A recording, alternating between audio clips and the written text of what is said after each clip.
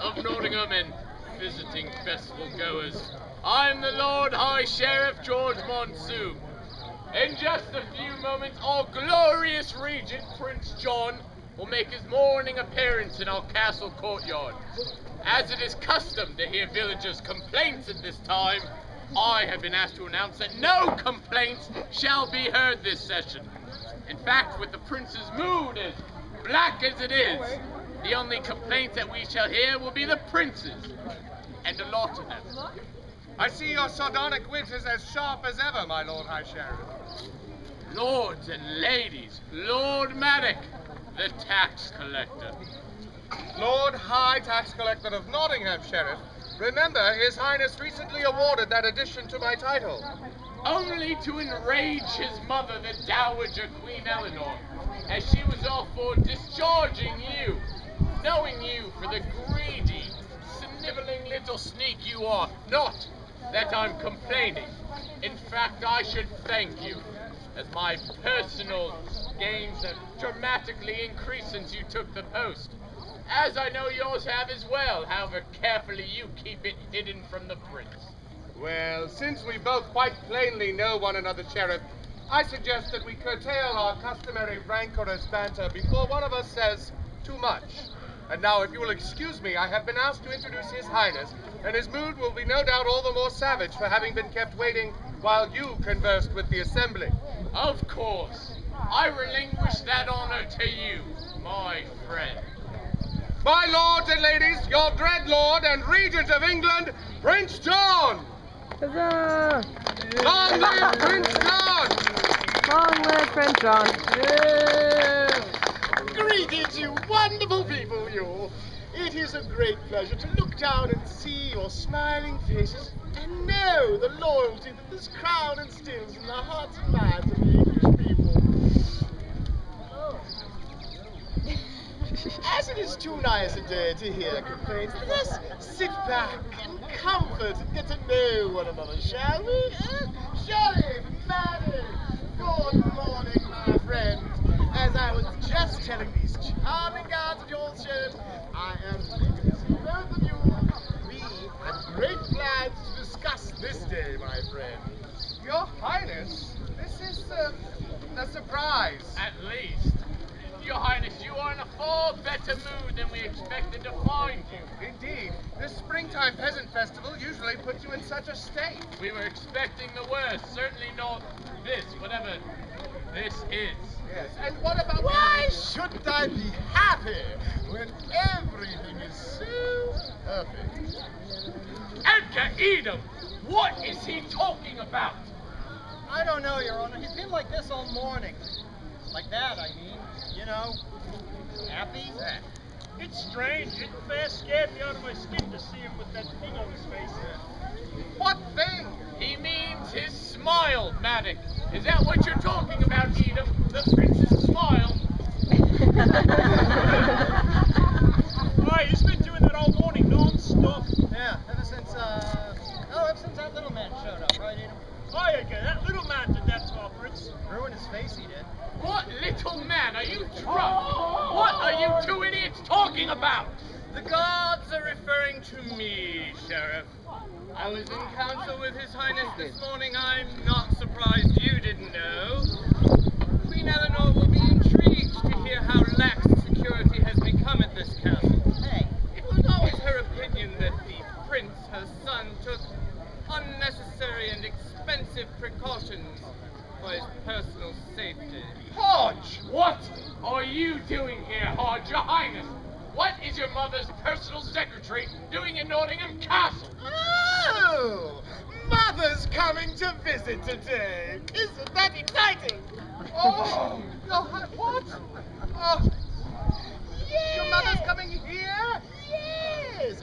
Well, I'm just delighted. At least I was when Hodge first told me, but now I'm positively giddy with excitement. You are giddy, all right. And you say she will be here within the hour, Hodge? Aye, Your Highness, and she sent me along in advance so some preparation could be started for her comfort, as well as... As well as what, Hodge? Go on. Well, as well as to give you a fair chance to cover up any disgraceful and dishonest schemes you may have in the running while your meddling mother was visiting.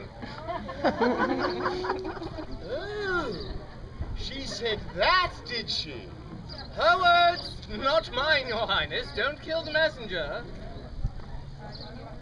I'm not going to kill anybody, Hodge. I admire you for your honesty as well as Mother for her wit. You may return and tell her that I welcome her to Nottingham with open arms. I will, Your Highness, if your guards would be so kind as to show me out. Of course, Hodge. Edgar, Edom, show my mother's honored and honorable secretary out with all courtesy and dispatch. Aye, Highness. And boys, stop by the royal stables on the way back and do that other thing. Would you? Of course, Your Highness. What was that? All right, Your Highness, what is it? Your mother's coming to Nottingham Castle in an hour's time and you're happy? I don't accept it, not for one moment. Not that she isn't in her own way an admirable woman, Your Grace, but you yourself have... I mean, even you have said that She's a bossy, interfering, self-righteous busybody who should just stay in London twiddling her thumbs until we can pack her off into the nearest tomb. Yes, I've said that, Maddox. Worse. Then why all the sweetness and light, Your Grace? And why waste any of it on Hodge? That little toad was positively rude. Time was when you'd have had him kick down every staircase in the castle and risk your mother's tongue lashing afterward. What is going on in that mind of yours? My mother isn't traveling alone this time. She has in her entourage Dame Isabel of Sussex. She hopes to enter her into today's tournament as her personal knight champion. No! You're not serious. Why, she's not even really a knight. No, that's not exactly true, Sheriff. Queen Eleanor granted her an honorary knighthood and her father's lands and titles After he was thrown into prison for defending his own serfs against the admittedly rather extreme methods of the procurement meted out by the tax collector. Died in prison, you mean? But yes, that's right. Well, good riddance. Imagine striking a legally appointed tax collector. I don't know, I've thought about it myself from time to time. Funny, Sheriff. You are the clever one. Let me see now if you are clever enough to guess what happens next. I must admit, Your Highness, I am completely lost. What does Dame Isabel have to do with you and your happiness? Listen and learn, my friend.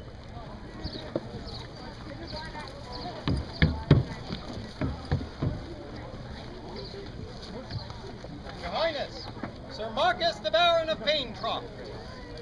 Excellent. Welcome to our little gathering, my friend. Now rise and listen to me. As I have just informed my Lord High Sheriff and Maddox here, my mother, Queen Eleanor, hopes to enter into today's tournament Dame Isabel of Sussex. What?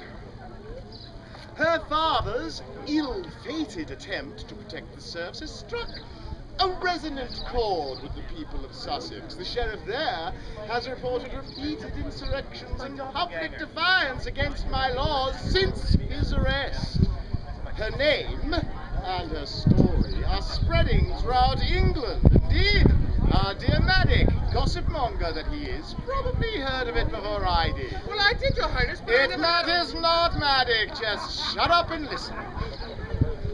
My mother hopes to parlay a good showing in today's tournament into turning her into a national hero, a people's champion, a savior, a female you-know-who. I do. And what's worse, she's a noble woman, a knight, one of us. My mother already dotes too much on the precious peasantry, and now she would blur the line between us and them permanently. Why, if she had her way, we'd all be equal. And you know what they say. When everybody is somebody, then nobody is anybody, and that I will not allow. Do you understand my dilemma here? That's what Colin said. I do, Your Highness, and I share your loathing of the poor. Sure. I understand that your man, Sir Trent, is fighting in today's joust. He is, Your Highness. Excellent. Then tell him from me that I want this Dame Isabel crushed, not defeated. Crushed! I want her humiliated at every turn. If she is to be the people's champion, then I want her dragged through the mud that the people so richly deserve. Will you do that for me, Sir Marcus? With great pleasure, Your Highness. Excellent, my friend. Then go, prepare for the tournament.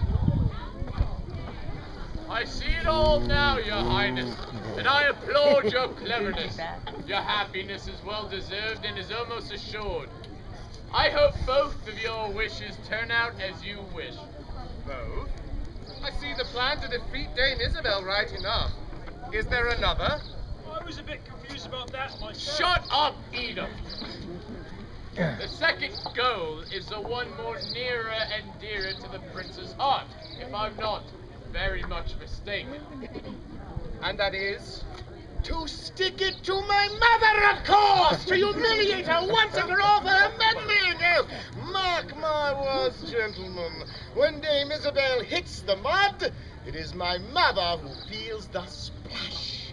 And that will be rich. So very rich! And that is why the prince is so happy. Yes! In fact, seeing him in this mood is bringing me some joy as well.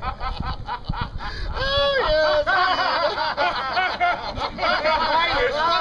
What about what, Maddox? I mean, can't you just join in a collective joy for once, you simpletons? I've been trying to ask you all morning, Your Highness. The people already have a champion. What about Robin Hood? What about it? This is the Robin Hood Springtime Festival, isn't it? And we've not even mentioned him yet. When does Robin Hood enter the story? As always, probably when we least expect it, Maddox. But he can't muck it up this time, Maddox. No, today, the hopeful peasantry will see their newest hero face the might of English nobility in bad combat, and they will watch her die! Right in front of them!